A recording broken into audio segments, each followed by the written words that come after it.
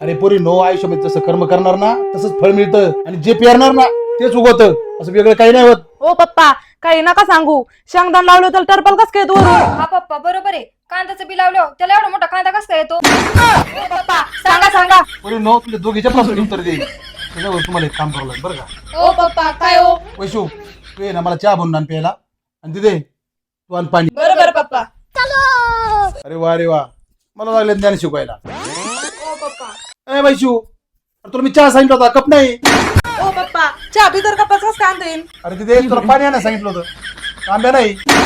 ओ पप्पा बिगर तांब्याचं पाणी कसं काय आणता येईल? नाही नाही नाही नाही वैशू, जोपर्यंत तू बिगर कपाचा चहा आणणार नाही आणि तू बिगर तांब्याचं पाणी आणणार नाही तोपर्यंत तुमच्या प्रश्नाचं उत्तर नाही मिळणार.